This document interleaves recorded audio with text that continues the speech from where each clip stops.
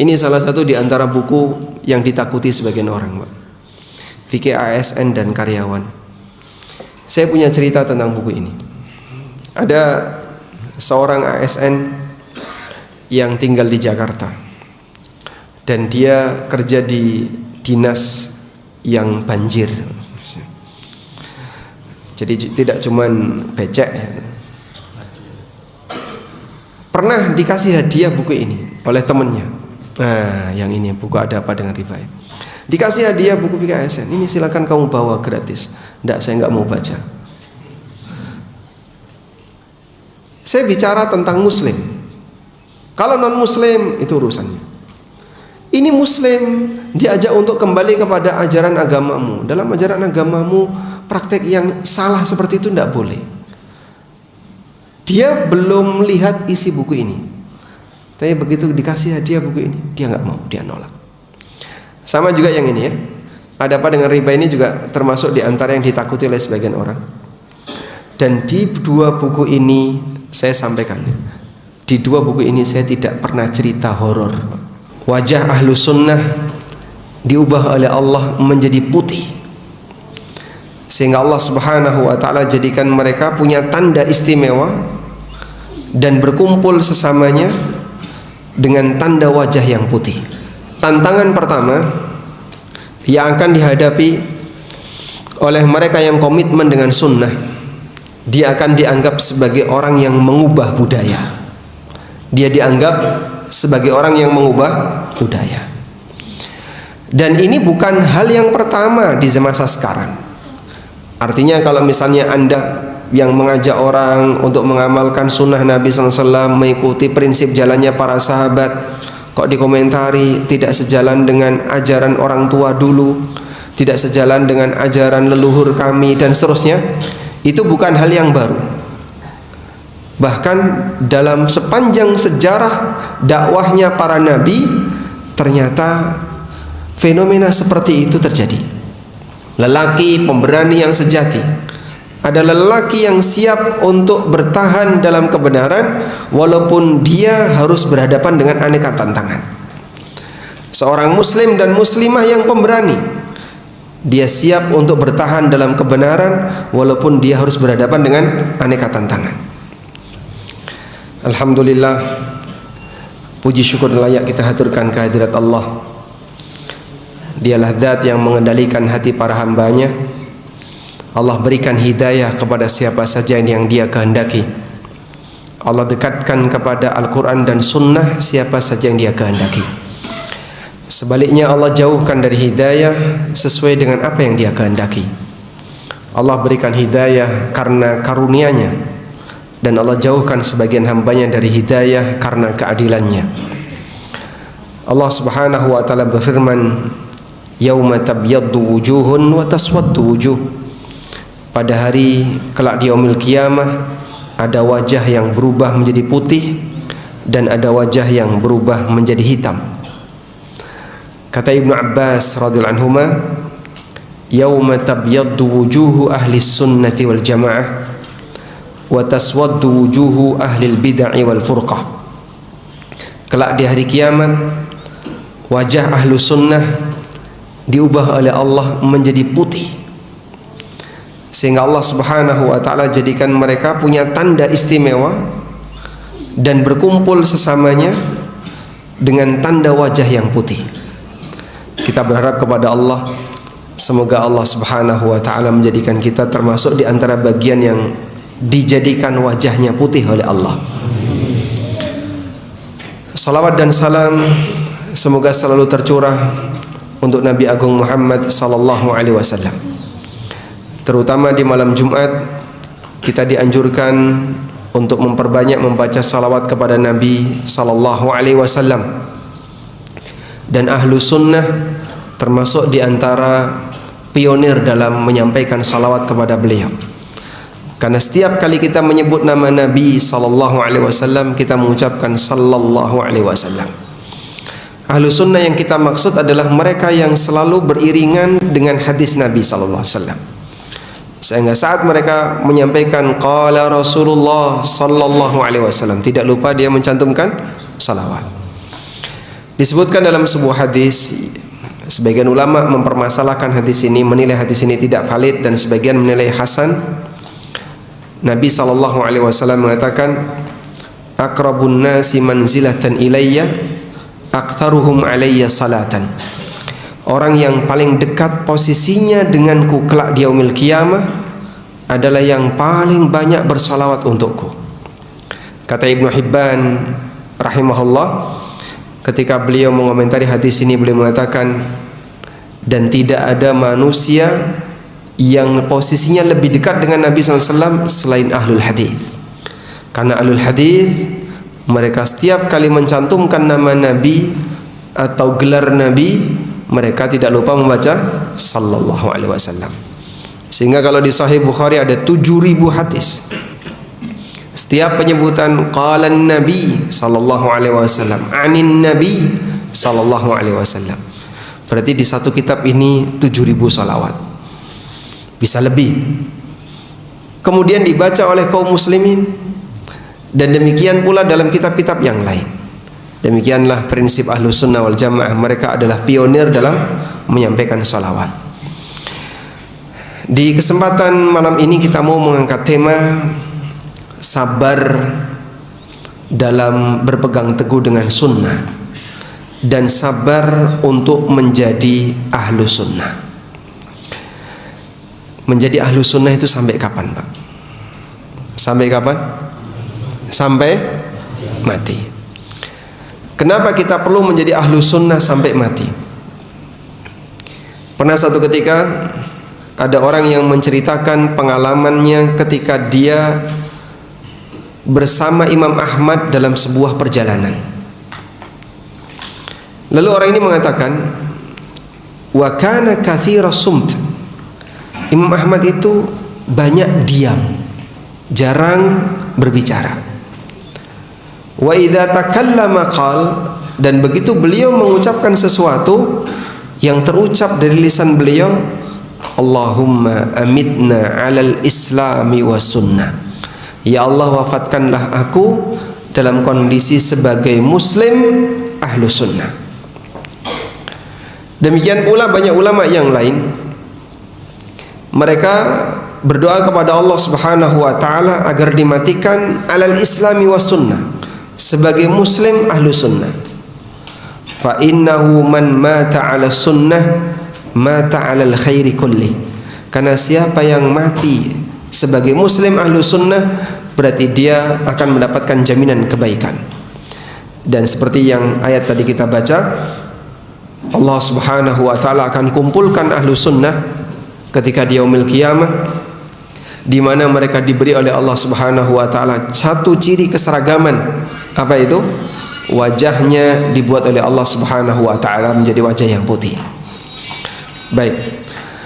Namun untuk bertahan sebagai ahlu sunnah, terkadang kita harus menghadapi aneka ujian dan cobaan. Sebagaimana Nabi kita sallallahu alaihi wasallam ketika mengajarkan kebenaran, beliau menghadapi aneka ujian dan tantangan. Sehingga manusia pemberani adalah mereka yang siap untuk bertahan dalam kebenaran walaupun dia harus berhadapan dengan aneka tantangan. Maka asyuja yang sejati, lelaki pemberani yang sejati, adalah lelaki yang siap untuk bertahan dalam kebenaran walaupun dia harus berhadapan dengan aneka tantangan. Seorang muslim dan muslimah yang pemberani, dia siap untuk bertahan dalam kebenaran walaupun dia harus berhadapan dengan aneka tantangan. Karena itu Nabi SAW memberikan motivasi bagi umatnya. Bada'al Islamu ghariban. Islam mulai diajarkan, dianggap sebagai ajaran yang apa? Ghariban, asing. Sesuatu yang asing gimana, Pak? Ditentang masyarakat. Kenapa dia bilang seperti ini? Ini nggak sesuai dengan ajaran leluhur kami, tidak sesuai dengan kebiasaan kami. Sehingga pertama kali ketika beliau menyampaikan itu, pertentangannya adalah ini tidak sejalan dengan leluhur dan ajaran nenek moyang kami. Bada'al Islamu ghariban. Lalu beliau menyampaikan wa sayaudu ghariban, dan akan kembali menjadi asing. Maka ini salah satu di antara bukti bahwa ketika Islam itu didakwahkan oleh Nabi sallallahu alaihi wasallam dari titik nol dalam keadaan naik ke atas, disebut sebagai ajaran yang asing oleh masyarakat, dan terus dibimbing oleh Allah Subhanahu wa taala sampai wahyu diturunkan secara sempurna. Dan ketika itu jumlah yang mengikutinya makin banyak. Lalu Islam tersebar di mana-mana, sunnah tersebar di mana-mana, dan nanti akan kembali asing. Kembali asing bukan karena pengikutnya yang sedikit, kembali ke asing karena tidak lagi dipelajari di tengah masyarakat, tidak dikenal di masyarakat. Karena itu Nabi SAW ngasih motivasi, fatuba lil ghuraba, maka kebahagiaan, tuba, kebahagiaan lil ghuraba, bagi orang-orang yang dianggap asing.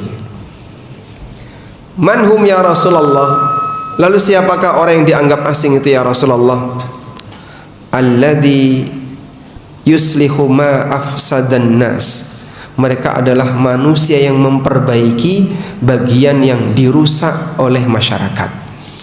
Dirusak yang dimaksud di sini adalah dirusak tatanan sosial masyarakat, dirusak ajaran agama masyarakat, sehingga yang bukan ajaran diyakini sebagai ajaran, yang seharusnya sunnah malah ditinggalkan, yang tidak pernah diajarkan malah dipertahankan. Akhirnya diganti-ganti sehingga ajaran itu menjadi rusak. Mereka al-ghuraba disebut oleh Nabi SAW sebagai manusia yang terasing, adalah orang yang memperbaiki sesuatu yang telah dirusak oleh masyarakat. Baik, jamaah dimuliakan Allah Subhanahu wa taala, tantangan pertama yang akan dihadapi oleh mereka yang komitmen dengan sunnah, dia akan dianggap sebagai orang yang mengubah budaya. Dia dianggap sebagai orang yang mengubah budaya. Dan ini bukan hal yang pertama di masa sekarang. Artinya kalau misalnya Anda yang mengajak orang untuk mengamalkan sunnah Nabi SAW, mengikuti prinsip jalannya para sahabat, kok dikomentari tidak sejalan dengan ajaran orang tua dulu, tidak sejalan dengan ajaran leluhur kami, dan seterusnya, itu bukan hal yang baru.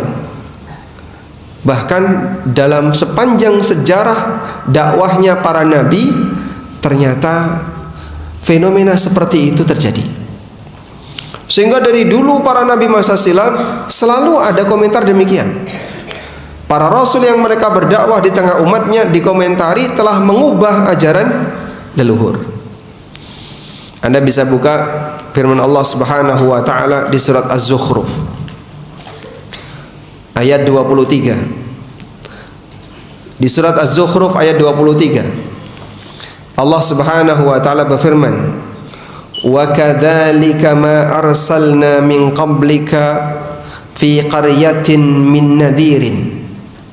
Demikianlah setiap kami mengutus, tidaklah kami mengutus sebelum kamu seorang rasul pun fi qaryatin, di daerah manapun, illa qala mutrafuha, kecuali orang yang punya status sosial di wilayah itu, mereka mengatakan inna wajadna aba'ana ala ummatin wa inna ala atharihim muqtadun.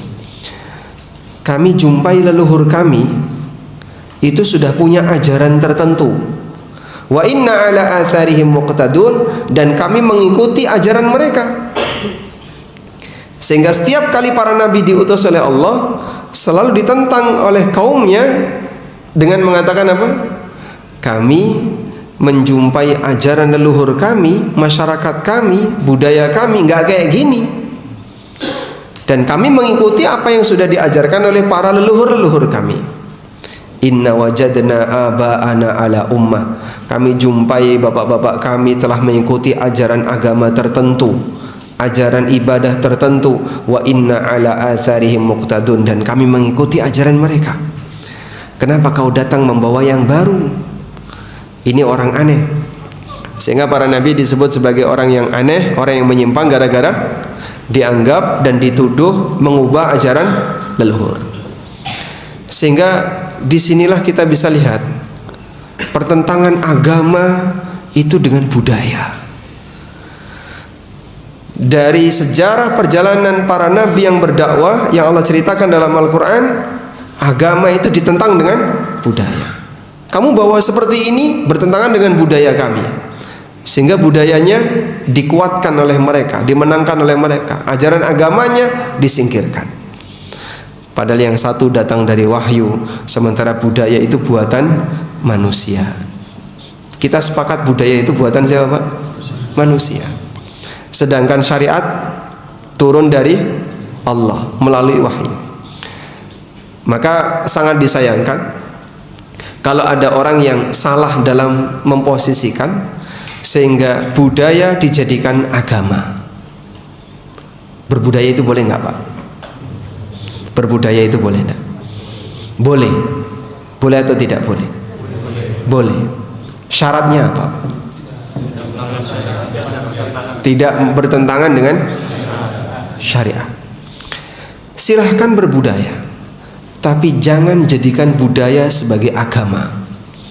Kesalahan terbesar kenapa orang mengalami penyimpangan bahkan menolak syariat adalah ketika dia junjung tinggi budaya sebagaimana agama, sehingga ideologinya karena latar belakang budaya, keyakinannya karena latar belakang budaya, bahkan aktivitas amaliyahnya karena latar belakang budaya. Dan seperti ini saling didukung oleh antara satu pemain budaya dengan pemain budaya yang lain, sehingga yang kita ingkari, yang kita nggak sepakat, jangan jadikan budaya sebagai agama. Berbudaya silakan berbudaya, tapi kalau sampai budaya mengendalikan ideologi Anda, salah. Karena keyakinan tidak boleh berasal dari budaya. Keyakinan itu harus berasal dari wahyu. Misalnya, sebutkan contoh keyakinan yang dia adalah dilatar belakangi oleh budaya. Di Malang banyak nggak? Banyak. Kalau banyak contohnya apa, Pak? Tangan gatel nih apa tangan gatel? Sajen misalnya gimana? Larung saji. Sehingga kalau pantai selatan tidak dikasih sajen pripun? Ngamuk. Masya Allah. Apalagi misalnya ada hari-hari sial, sehingga hari ini hari sial, bulan ini bulan sial. Atau ada istilah sajen untuk penunggu-penunggu desa, merti desa, merti kali, merti ini, merti, semuanya pakai merti-merti. Ya kalau sebatas berbudaya silahkan, tapi kalau sampai pada tingkatan budaya dijadikan sebagai agama, ini bermasalah. Karena kita sepakat budaya itu buatan manusia, dan jahiliyah menjadikan budaya sebagai agama. Maka kalau ada orang yang menjadikan budaya sebagaimana layaknya agama, ini melestarikan tradisi jahiliyah yang sudah ditentang oleh Nabi Muhammad SAW. Lebih parah lagi, diramu dengan agama, sehingga campur antara budaya dengan ajaran syariat. Agar apa? Tidak kelihatan murni budaya, dicampur-campur. Dan ini sama halnya dengan talbisunal haqqa bil batil, mencampurkan antara kebenaran dengan kebatilan. Yang ini mengajarkan penyimpangan, ngajak orang untuk nyembah setan, ngajak orang untuk sajen kepada makhluk yang halus yang tidak kelihatan, ngajak orang untuk mengabdi kepada sosok tertentu, dan seterusnya. Sementara yang ini datang dari Allah Subhanahu wa taala yang mengajarkan prinsip tauhid, tapi prinsip tauhidnya dibuang, bacaannya yang dipakai. Loh Pak, itu kan la ilaha illallah Pak. Iya, kalimat la ilaha illallah. Tapi kalimat la ilaha illallah dipakai untuk kemaksiatan. Sehingga bisa jadi misalnya sebelum sajen didongani dulu, sebelum merti-merti didongani dulu. Akhirnya ketika orang membawa ajaran tauhidnya yang itu merupakan muatan inti dari kalimat la ilaha illallah, dia nggak terima. Ya. Jadi kalimat yang benar itu bisa saja dimanfaatkan oleh orang yang salah, Pak. Contoh sederhana seperti ini, ada orang kerasukan, dia diruqyah, Tapi jin itu malah bicara Al-Quran. Pernah ketemu kayak gitu? Sehingga ada orang kerasukan, kita ruqyah nih, bacain apa Pak? Ayat kursi. Dibacain ayat kursi, jinnya hafal ayat kursi. Aku ya iso nirokno ayat kursi. Lu kok iso nirokno ayat kursi? Berarti ruqyah ra mempan. Padahal dia sendiri ketika dibacakan ayat kursi mungkin dia kepanasan, tapi dia bisa menirukan ayat kursi. Karena terkadang kalau sebatas teks saja bisa dipakai oleh siapapun. Orang yang benar bisa pakai teks itu, orang yang jahat juga bisa pakai teks itu. Hal yang sama juga misalnya ada orang menggunakan Al-Quran tapi sebagai dalil kebatilan. Di zaman Ali bin Abi Thalib, kita tahu di masa beliau fenomena Khawarij itu baru saja muncul dalam bentuk gerakan. Sudah ada bibit pemikiran di zaman Nabi SAW, tapi sampai pada bentuk gerakan yang lebih terstruktur itu baru ada di masa Ali bin Abi Thalib. Pada saat Ali bin Abi Thalib, sebelum terjadi perang Nahrawan, sebelum terjadi kontak senjata antara kaum muslimin Ahlus Sunnah dengan Khawarij, Khawarij itu berada di tengah masyarakatnya Ali bin Abi Thalib. Ikut gabung ketika Ali bin Abi Thalib sedang ceramah di masjid kaum muslimin. Saat Ali bin Abi Thalib radhiyallahu anhu berceramah, Khawarij protes dari belakang sambil teriak-teriak, inil hukmu illa lillah, inil hukmu illa lillah. Tidak ada hukum kecuali milik Allah. Ali melakukan pelanggaran karena menetapkan hukum melalui utusan Abu Musa dengan Amr ibn al-As dalam peristiwa tahqiq. Ali mendengar dan ngerti maksud beliau. Maksud mereka Ali tahu. Mereka ingin menyudutkan aku dengan ayat Allah. Maka apa kata beliau? Kalimatu haqqin urida biha batil. Ini kalimat yang benar tapi dipakai untuk membela kebatilan. Sehingga terkadang kalimat-kalimat Al-Quran dipakai dengan diramu acara-acara yang menyimpang. Itu Pak, pakai Quran kok. Itu ada kalimat la ilaha illallah, ada zikirnya, ada doanya, ada wiridnya. Iya, tapi itu hanya dipakai teksnya saja. Sementara prinsip ajaran yang ada di dalamnya ditinggalkan. Sehingga teksnya saja yang diambil, tapi kemudian digunakan untuk praktek kebatilan. Saya pernah ikut pelatihan ya. Dan yang ngajar macam-macam. Salah satu di antara yang ngajar dalam pelatihan itu, dia memberitahu tentang beberapa tips perdukunan. Masya Allah. Ini boleh ceritakan nggak? Tapi jangan ditiru ya. Jadi dia mengajarkan beberapa tips perdukunan. Kalau ada orang yang sakit gigi, maka tulis ayat tertentu. Ya, disebutkan ayatnya ya. Saya nggak boleh bocorkan ini, nanti tidak dipraktekkan. Tulis ayat tertentu di kertas, ya. Setelah ditulis, dilipat, terus dipaku. Ayo geget. Nah, kalau dipaku. Nah, itu bisa menyelesaikan sakit gigi. Kalau ada barang hilang, nanti pakai ayat ini, tulis, kemudian baca berkali-kali, taruh di mangkok, diminum. Nah, saya nggak boleh membocorkan ayatnya. Khawatir nanti jatuh ke tangan pendekar yang tidak bertanggung jawab, malah dimanfaatkan yang nggak benar. Nah, itu pakai teks Quran, Pak. Sehingga teks Quran kalau hanya teksnya saja dipakai kebatilan bisa. Kalau teksnya saja. Padahal sebenarnya ayat Al-Quran tidak mengajarkan orang untuk bertindak jahat, menggunakan itu sebagai praktek perdukunan, atau menggunakan itu untuk kegiatan-kegiatan maksiat dan seterusnya. Kalau kamu pengen menyerang gedung tertentu, bawa kerikil, baca tarmihim, nah, gitu. Kalau bareng-bareng tarmihim, nah, nanti gedungnya runtuh. Ya, modelnya seperti itu. Sehingga teks Quran tapi dipakai untuk apa? Tujuan perdukunan, tujuan kebatilan. Maka mungkin saja ada orang yang meramu aneka kegiatan budaya yang itu dijadikan sebagai ideologi dan keyakinan, tapi diiringi dengan teks-teks Al-Quran, diiringi dengan bacaan-bacaan wirid dan zikir tertentu. Walaupun ini tidak mengubah status, bahkan sejatinya ini adalah mencampurkan antara al-haq dan al-batil yang dilarang oleh Allah Subhanahu wa taala. wala talbisul haqqo bil batili wa taqtumul haqqo wa antum ta'lamun. Kau jangan mencampurkan kebenaran dengan kebatilan, yang nanti itu akan membuat kebenaran jadi tersembunyi karena samar kebenaran itu. Wa antum ta'lamun, dan kalian tahu mana yang benar mana yang salah. Baik, maka teman-teman sekalian, kalaupun Anda misalnya sedang berupaya untuk menjaga sunnah Nabi SAW, menjaga tauhid, barangkali akan bergesekan dengan masyarakat dan dianggap tidak sejalan dengan budaya dan seterusnya. Ini bagian dari ujian dan dari dulu pengalaman manusia yang berdakwah di atas kebenaran selalu bertabrakan dengan budaya.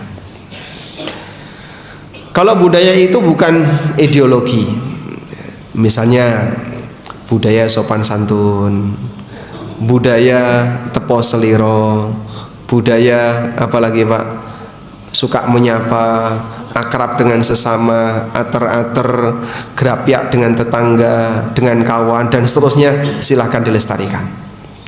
Kita ikuti itu, bahkan kita dukung, bahkan kita terdepan di sana. Karena kita adalah orang yang selalu mengedepankan kebaikan bagi yang lain.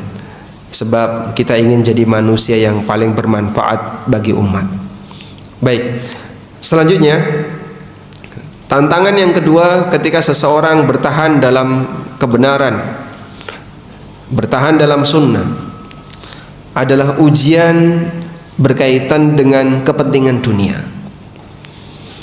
Banyak orang yang terkadang tidak mau menerima kebenaran disebabkan karena dia takut ini akan mengganggu aktivitas dunianya. Sehingga mungkin dia berkomentar, sejak saya ngaji, saya sering ikut kajian Ustadz ini kok jadinya apa-apa serba nggak boleh ya Pak Ustadz. Ini nggak boleh, ini haram, ini riba, dikit-dikit riba. Dakwah kok isinya cuman riba. Mbok diganti rabi gitu. Lebih menyenangkan kan kalau temanya rabi. Masya Allah. Pernah nggak dengar komentar kayak gitu Pak? Mungkin ada ya. Sehingga ada sebagian di antara orang yang kadang dia merasa terganggu disebabkan karena ketika dia ngikuti kajian-kajian ahlu sunnah, dia merasa nggak nyaman. Kok sering Ustadz nyebut ini haram, ini riba, ini haram, ini riba. Pusing saya Pak. Akhirnya dia tinggalkan. Dan sebenarnya semacam ini juga terjadi pada orang di masa silam. Para ahli sejarah mengatakan salah satu di antara faktor kenapa orang musyrikin nggak mau masuk Islam adalah karena Nabi Muhammad SAW banyak melarang. Nggak boleh ini, nggak boleh ini, nggak boleh ini, nggak boleh ini. Sehingga kalau saya masuk Islam nanti nggak boleh minum khamr, nggak boleh zina, nggak boleh riba, nggak boleh ini, nggak boleh, banyak yang nggak boleh. Sementara itu jadi kebiasaan dia, maka berat bagi mereka untuk masuk Islam. Ketika Mekah sudah ditaklukkan, Hunain sudah berhasil ditaklukkan, dan banyak daerah di sekitar Mekah sudah ditaklukkan, ada satu wilayah yang dia bertahan tetap tidak mau masuk Islam. Wilayah apa itu? Dan dia yang terakhir masuk Islam. Itu adalah Taif. Bani Thaqif yang tinggal di Taif itu yang terakhir menyerahkan diri kepada Nabi SAW. Kenapa mereka bertahan Pak? Taif susah diserang, mereka berada di atas. Sehingga saat kaum muslimin berusaha untuk menaklukkan Taif, berarti pasukannya nyerang ke arah mana? Ke arah atas. Tinggal dipanai aja dari atas, dilempari batu, dipanai. Makanya Taif ketika dilakukan penyerangan ke arah Taif gagal. Banyak sahabat yang jadi korban. Hingga akhirnya Bani Thaqif ini merasa kita sendirian. Kalau kemudian kita bertahan dalam kondisi seperti ini, lama-lama nanti seluruh kaum masyarakat muslim yang ada di sekitar kita akan gerbek kita bareng-bareng. Akhirnya mereka memutuskan, bagaimana kalau kita datang kepada Nabi SAW. Mereka datang ke Madinah dengan mengirim beberapa puluh orang sebagai utusan.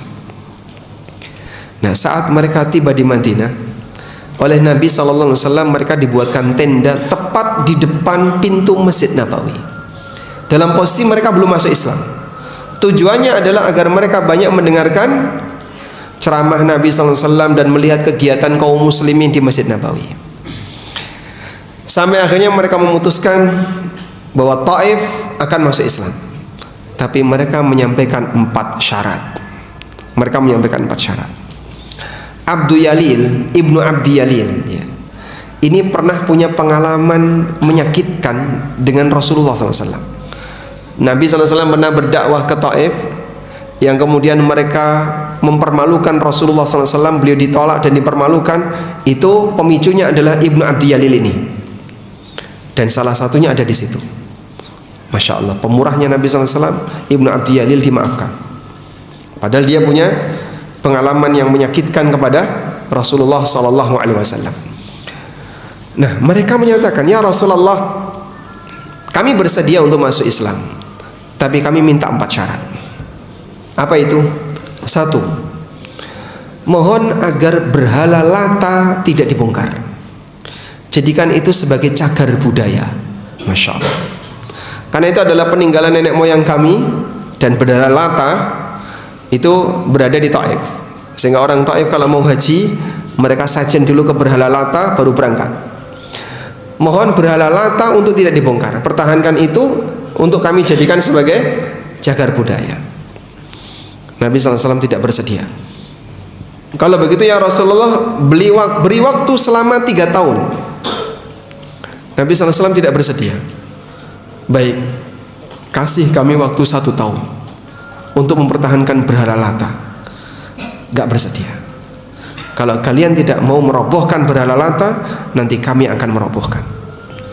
Gak ada urusannya dengan cagar budaya, mau disebut sebagai peninggalan nenek moyang atau apa, hancurkan berhala itu. Dikirim pasukan oleh Rasulullah SAW untuk merusak berhala Lata, karena gak boleh ada situs kesyirikan ketika masyarakatnya sudah bersedia untuk masuk Islam. Sehingga syarat pertama tidak diizinkan, tidak dikabulkan oleh Nabi SAW. Syarat yang kedua, ya Rasulullah, khamr itu minuman sehari-hari kami, sehingga sulit bagi kami untuk meninggalkan khamr. Bapak kalau bertamu ke rumah orang, biasanya disuguhi apa Pak? Penawarnya 2, teh atau kopi. Air putih saja, ya, susu berarti, ya. Rata-rata di tempat kita, kalau kita bertamu di tempat orang, kita akan disuguhi 2 pilihan minuman. Jenengan kersa kopi napa teh? Bapak mau minum kopi atau teh? Itu tidak hanya di Indonesia Pak, termasuk di Saudi juga sama, ya, gawa wala syai, kopi atau teh. Sehingga itulah minuman pendamping air. Orang Arab, minuman pendamping air itu 2, susu dan khamr. Makanya hampir di semua rumah ada 2 ini. Sehingga ketika Isra Mi'raj, Nabi SAW didatangi Jibril sambil membawa 2 gelas. Yang satu isinya apa? Susu. Yang satu isinya khamr. Lalu beliau milih apa? Susu. Sebelum khamr diharamkan. Itu sebelum khamr diharamkan. Karena khamr diharamkan di Madinah, dan peristiwa Isra Mi'raj sebelum beliau hijrah ke Madinah. Lalu Jibril memuji beliau sallallahu alaihi wasallam, laqad ikhtartal fitrah, kau lebih memilih fitrah. Karena kenapa kok khamr dan susu yang dihidangkan oleh Jibril ketika itu? Karena inilah minuman pendamping yang paling banyak di kota Arab atau di tanah Arab. Sehingga hampir semua rumah selain air putih, khamr, susu. Baik. Maka orang Taif minta kepada Nabi SAW, ya Rasulullah, kami nggak bisa meninggalkan khamr, izinkan kami untuk tetap minum khamr. Kemudian oleh Nabi SAW, khamr haram, dan kalau kalian minum khamr akan kami hukum, karena peminum khamr itu dihukum. Sehingga Allah Subhanahu wa Ta'ala mengharamkan khamr, dan kalau kalian minum khamr maka kami akan menghukum kalian. Permintaan yang kedua gagal. Syarat yang ketiga, ya Rasulullah, transaksi kami sehari-hari itu riba. Hampir semua masyarakat tidak bisa lepas dari transaksi riba, sehingga utang ribawi itu ada di mana-mana. Sehingga kami minta ya Rasulullah agar riba tetap dilegalkan di tanah Taif. Nabi SAW mengabulkan enggak? Tidak. Riba tetap riba, tidak boleh untuk dipertahankan. Akhirnya kembali kepada syarat yang keempat. Zina itu kebiasaan kami kalau safar, sehingga kami kalau safar tidak bawa keluarga, kok enggak zina, keberatan, minta dilegalkan. Masya Allah. Dan tidak ada yang dilegalkan oleh Nabi SAW. Kalau kalian berzina akan kami hukum. Subhanallah. Menawar hukum tidak boleh, Pak. Maka kenapa mereka berat untuk masuk Islam? Sebabnya apa? Karena mereka merasa dengan masuk Islam akan ada banyak sekali larangan-larangan yang harus mereka tinggalkan. Dan ternyata suasana seperti itu dialami oleh sebagian kaum muslimin, sehingga mereka tidak mengambil pilihan untuk bergabung sebagai ahlu sunnah. Di kajian itu, Pak, semuanya isinya dilarang. Kita lanjutkan setelah adzan isya. Wassallallahu ala nabiyyina Muhammadin wa ala alihi wa sahbihi wasallam.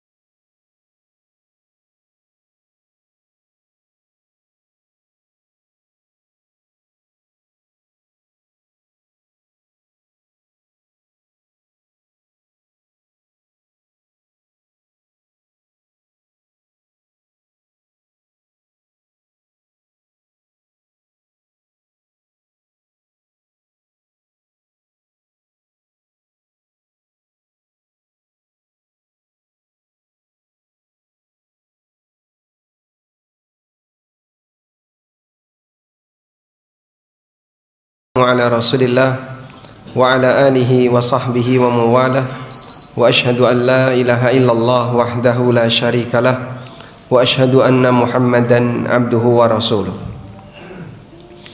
Sebagian di antara masyarakat terkadang mereka itu takut untuk mendengarkan ceramah yang menyinggung masalah halal haram, karena mereka menganggap bahwasanya ini mengganggu dapur mereka.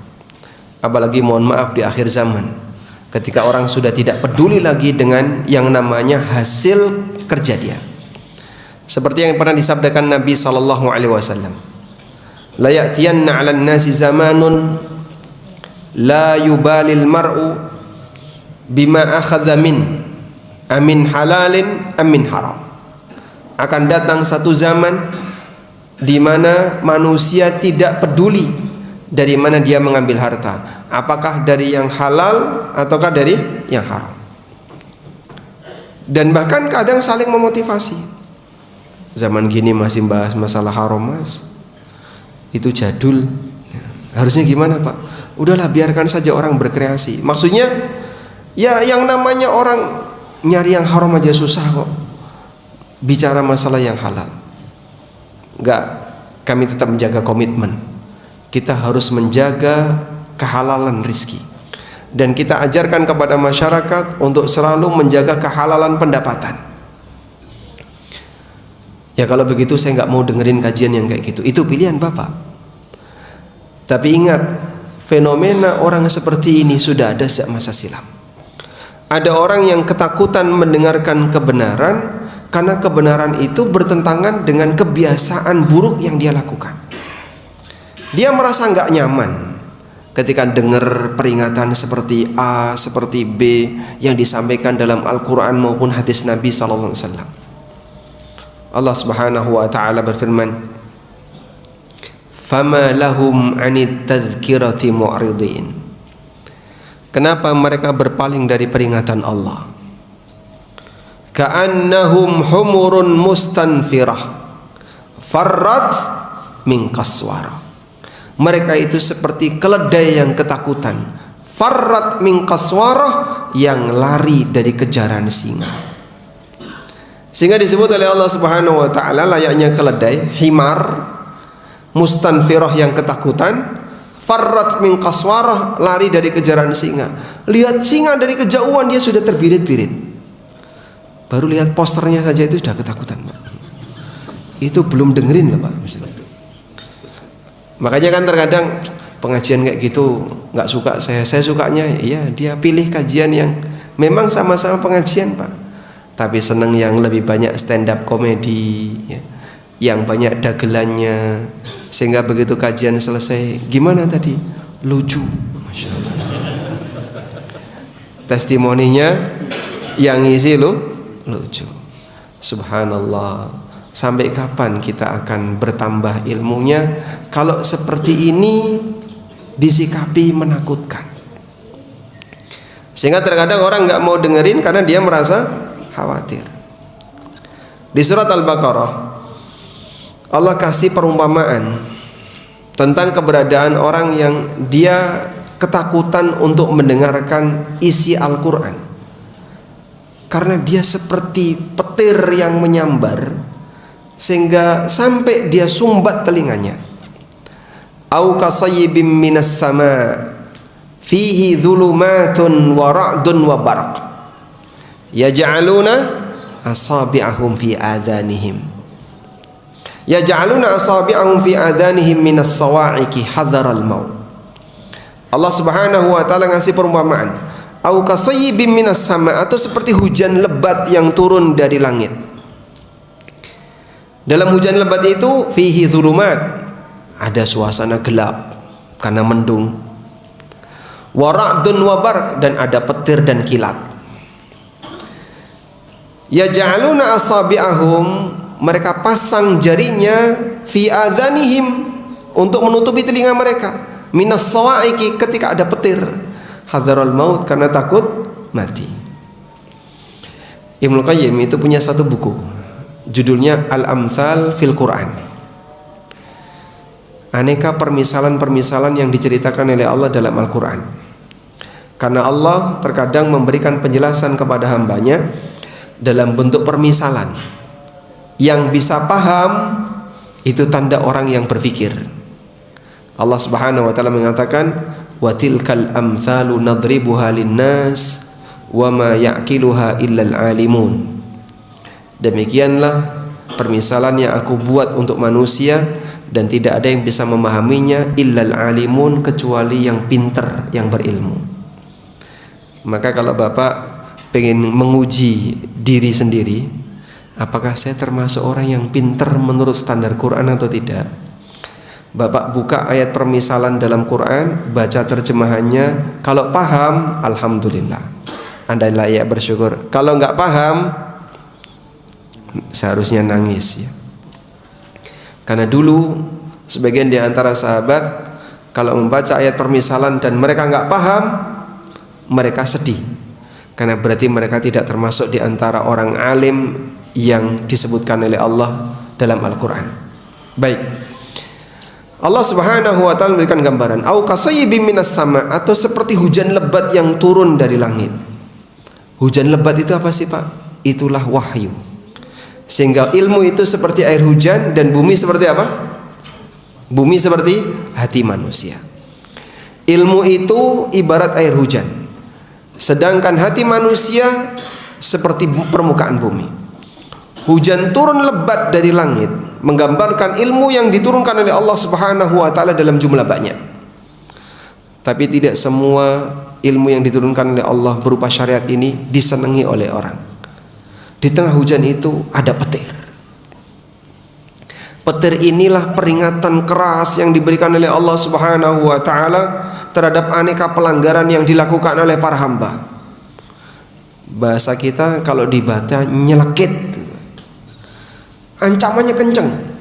Ini tidak boleh, ancamannya seperti ini, ancamannya seperti ini.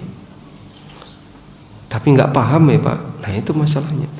Walaupun khatam tapi nggak ngerti, dia tidak merasa terancam. Makanya kata Imam Hasan Al-Basri rahimahullah, beliau mengatakan rubba qari'il Qur'an wal Qur'anu yal'anu. Ada banyak orang yang baca Quran tapi dia dilaknat oleh Quran. Kenapa? Karena yang dia baca adalah pelanggaran yang dia lakukan. Sehingga dia baca misalnya ayat tentang haramnya riba, ancaman riba, dan dia pegawai transaksi riba, perusahaan riba. Dia baca tentang haramnya zina dan dia pelaku praktek zina. Dia baca tentang larangan A, tentang larangan B, dan dia pelakunya. Banyak seperti itu Pak.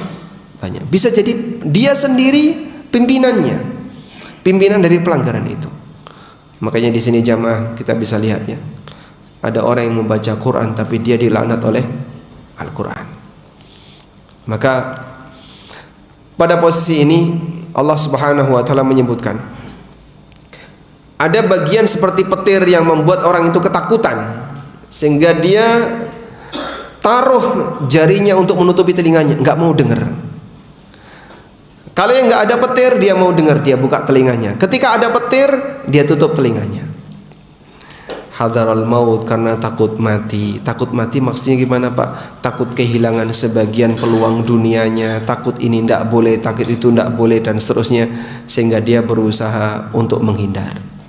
Sebab orang kalau disalahkan itu merasa nggak aman. Dan ketika dia merasa nggak aman, dia akan berusaha untuk mencari cara untuk mengamankan diri. Salah satunya adalah balik nyerang. Jangan sok suci. Jangan sok suci. Daripada sok najis, pilih mana? Dielingno gitu Pak. Diingatkan, ini tidak boleh, ini haram. Kamu jangan sok suci. Apa salahnya mengingatkan orang? Tapi dia salahkan orang itu dengan mengatakan jangan sok suci. Dan itu sudah terjadi sejak masa silam. Dulu para nabi juga dikatakan sok suci. Nabi Lut alaihissalam pada waktu mengingatkan masyarakatnya untuk meninggalkan praktek homoseksual, kemudian mereka berusaha untuk membentengi diri. Caranya gimana? Sudah tidak punya alasan untuk membela kesalahan itu, sehingga mereka mengatakan, akhriju ala lutin min qaryatikum innahum unasun yatatahharun. Usir Lut dari kampung kalian. Sesungguhnya Lut dan keluarganya adalah orang-orang yang sok suci. Masya Allah. Jadi yang dikatakan sok suci itu seperti dakwah yang pernah disampaikan Nabi Lut. Lalu para kaum Sodom, pelaku homo-homo itu mengatakan sok suci. Sehingga peringatan bagi mereka yang suka bilang sok suci, melestarikan budaya kaum Sodom. Betul Pak, seperti itu. Qatadah Ibnu Di'amah, muridnya Anas bin Malik. ketika beliau menafsirkan ayat ini, beliau mengatakan abuhum min ghairi aibin. Mereka mencela Nabi Lut dalam keadaan mereka tidak salah. Mereka mencela Nabi Lut dalam keadaan Nabi Lut tidak salah. Salahnya apa Nabi Lut? Abuhum min ghairi aibin. Mereka mencela padahal tidak ada aib pada yang dicela. Sehingga misalnya ya, Anda kerja di sebuah instansi atau institusi tertentu, baik swasta maupun pemerintah. Di situ budaya kotor main uang banyak, sehingga dia berusaha untuk bersih. Saya nggak mau terima duit-duit kayak gini. Akhirnya terjadi apa Pak? Dianggap ganggu kan ya. Gara-gara satu orang ini yang biasanya kami seperti ini jadi nggak bisa selancar kemarin. Akhirnya apa pilihannya? Kau mutasi atau dikucilkan. Sampai pada kondisi ketika dia memegang kebijakan, sehingga dia bisa menghindari semua potensi-potensi yang salah tadi. Dikatakan apa? Sok suci. Apa masalahnya? Dia berusaha untuk menghindari korupsi, dia berusaha untuk menghindari manipulasi, dia berusaha untuk menghindari harta haram. Salahnya apa di situ? Dia salah nggak? Apa komentar orang? Sok suci. Abuhum min ghairi aibin. Terapkan tafsir Qatadah untuk orang seperti ini.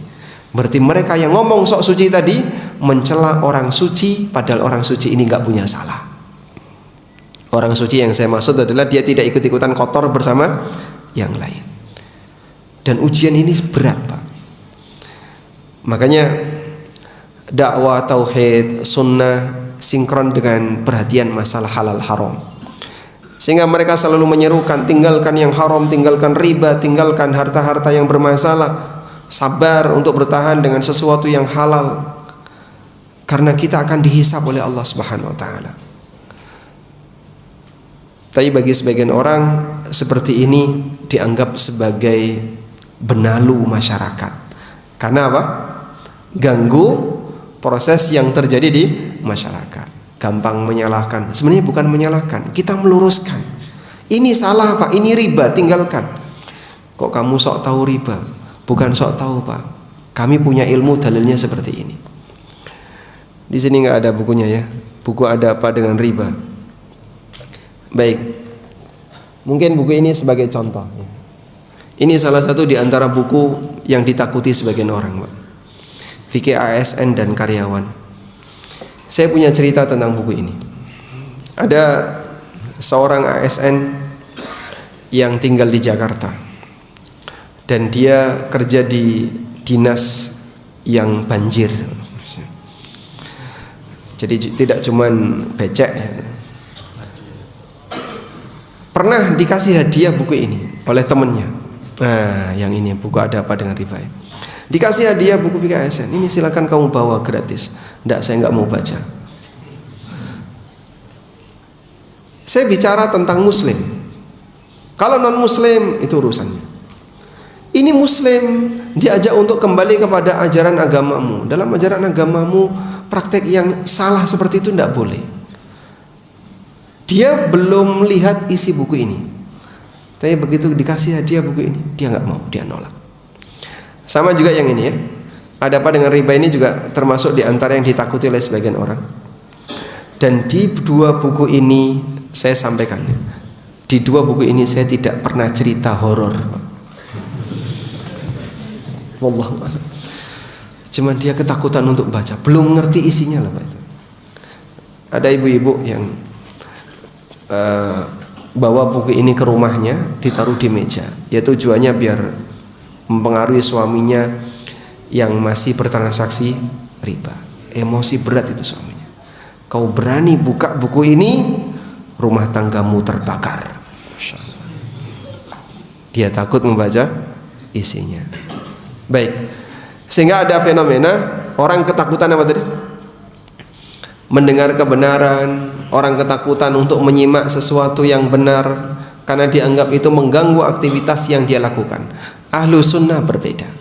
Ahlu sunnah dia siap untuk membela kebenaran walaupun harus berhadapan dengan aneka tantangan. Dan salah satu di antara tantangan itu adalah dia mungkin akan lebih terbatas ketika mencari pekerjaan, lebih terbatas ketika mencari sumber pendapatan, karena dia ingin berkomitmen membersihkan dirinya dari harta haram. Selanjutnya, tantangan yang lain yang dialami oleh Ahlus Sunnah adalah tantangan berkaitan dengan motivasi hidup.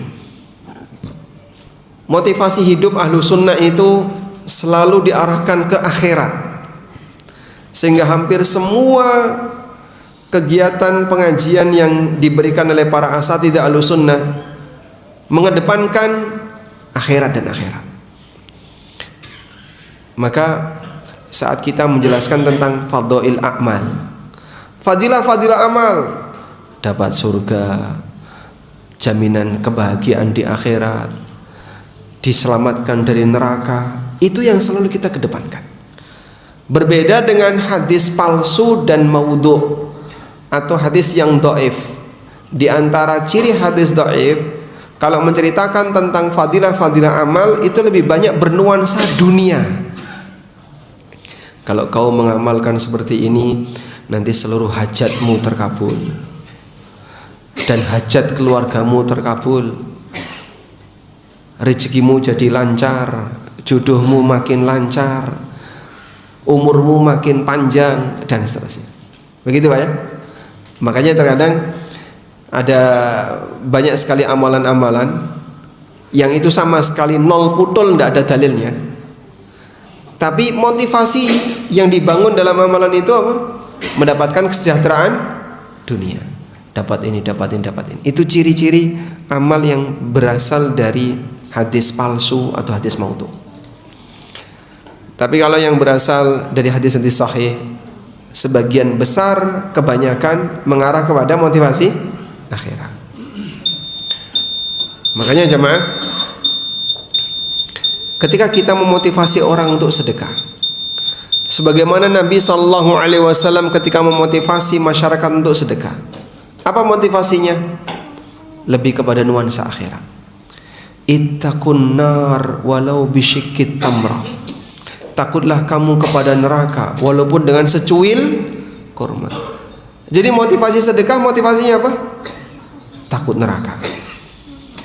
Ketika Nabi SAW mendakwai para wanita, seusai beliau khutbah Id di depan seluruh jamaah, lalu Nabi SAW mundur mendekat kepada jamaah wanita. Kemudian beliau menyampaikan ceramah khusus para wanita. Ya ma'syaran nisa, tasaddaqna, wahai para wanita, rajin-rajinlah bersedekah. Fa inni ra'aitukunna aktsara ahlin nar. Karena aku lihat kalian itu kebanyakan penduduk neraka. Jadi beliau ketika memotivasi orang untuk sedekah, diarahkan kemana Pak? Takut neraka, untuk nebus kesalahanmu, nebus dosamu. Seperti itu motivasi yang dibangun oleh Ahlus Sunnah. Nah, motivasi seperti ini nggak kelihatan.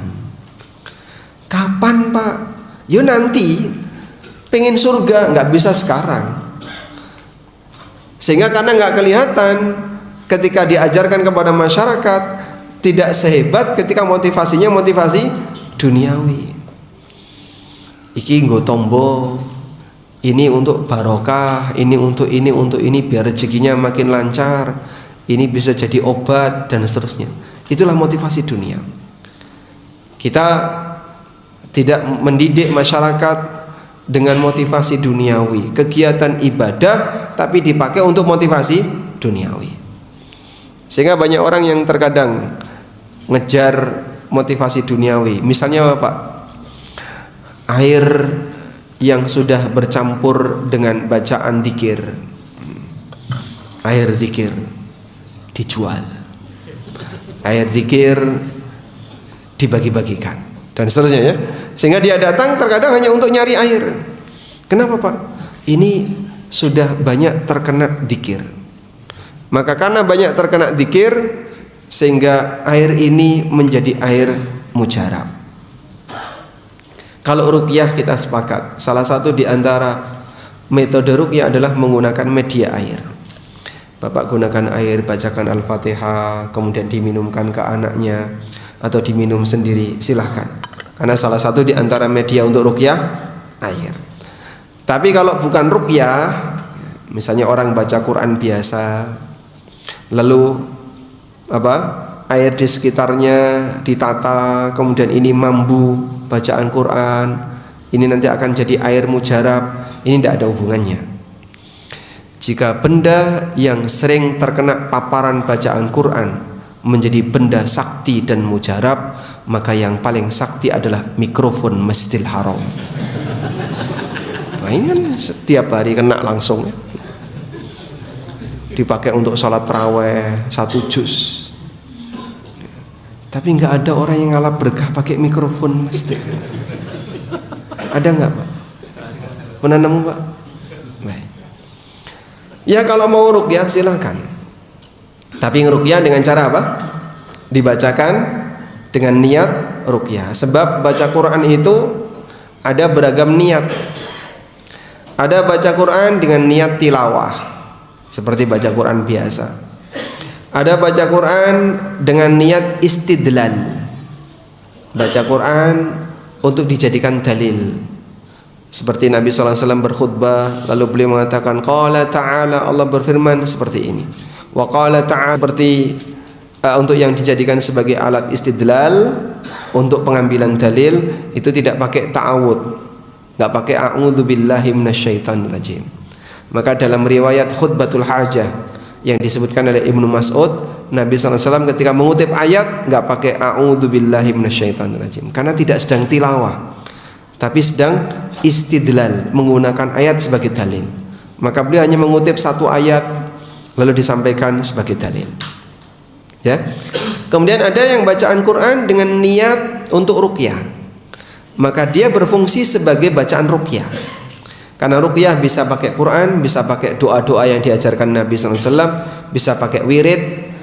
Intinya adalah memohon kepada Allah kesembuhan melalui bacaan yang dia gunakan. Baik, kembali kepada tadi. Sehingga motivasi ahlu sunnah dalam menyampaikan sesuatu lebih banyak mengarahkan masyarakat untuk kembali kepada akhirat, jaga keselamatan akhirat. Termasuk saat kita mengajarkan pendidikan tentang meninggalkan yang haram, karena kita mengajarkan kepada umat kesadaran hisab. Bapak akan dihisab, nanti semua akan dihisab, sehingga akan memunculkan kehati-hatian pada diri seorang hamba. Nah, orang tidak seneng, Pak, yang kayak gini, Pak. Senengnya gimana? Senengnya yang gampang-gampang, ojo medeni wong toh, Pak. Menggembirakan, jangan menakut-nakuti orang. Bukan menakut-nakuti, tapi kita ingin membangun kesadaran. Yang lebih parah, ajaran permisif. Ajaran permisif itu gimana? Orang dibuat nyaman dan santai karena sudah ada yang menjamin. Tenang saja ya, nanti Bapak kalau sudah sampai di akhirat bilang saya adalah muridnya Kanjeng Sinten. Nah, tak tunggu di pintu surga. Masya Allah. Ada nggak kayak gitu, Pak? Itu kan awalnya ada di mana? Di ajaran Yahudi, ajaran Nasrani. Awalnya di, sehingga orang Nasrani merasa nyaman karena dia sudah ada sang juru selamat. Antara yang sregep datang ke tempat ibadah dan yang malas datang ke tempat ibadah, hasilnya sama. Maka antara yang rajin dan yang tidak rajin hasilnya sama. Dan itu yang membuat banyak di antara mereka yang lebih milih ya, ngapain datang, oh enggak teko juga nanti akan dijamin oleh sang juru selamat. Akhirnya gimana? Tidak ada larangan di sana, semuanya serba boleh, mendem boleh, zina juga boleh, aneka praktek pelanggaran diperbolehkan. Karena mereka tidak punya istilah dilarang. Sebab nanti kalaupun mereka melanggar, maka nanti akan diselamatkan oleh sang juru selamat. Nah, seperti ini mau dibawa ke tengah kaum muslimin. Sehingga ada yang bilang, nanti bilang saja kamu adalah anggota Ormas A, muridnya Kanjeng Sinten, muridnya Kiai Sinten, dan seterusnya. nanti akan ditunggu oleh yang bersangkutan di pintu surga. Beberapa sekte sufi kan kayak gitu ya. Dia menjamin para pengikutnya, yang penting kamu berbaiat, nanti kau akan saya selamatkan ketika di akhirat, dengan syarat baiat kepada imamnya. Subhanallah. Akhirnya apa? Orang menggantungkan dirinya kepada yang lain. Contohnya Pak, ya buat apa rajin-rajin, toh nanti juga sudah ada yang menjamin. Karena dia sudah merasa ada yang menjamin, akhirnya dia nggak serius. Dan lebih parah lagi, saat dia melakukan maksiat, dia merasa aman sebab dosanya sudah ada yang nanggung. Beda dengan prinsip Quran. Quran mengajarkan gimana? Wa allaisa lil insani illa ma sa'a. Seseorang tidak akan mendapatkan pahala kecuali dari hasil yang telah dia usahakan. Quran mengajarkan bagaimana? Kullu nafsin bima kasabat rahinatun. Setiap jiwa akan tergadai dengan amal perbuatannya sendiri-sendiri. Kau tidak bisa menggantungkan kepada yang lain. Kau dihisap sendiri, bukan dihisap atas nama ormas.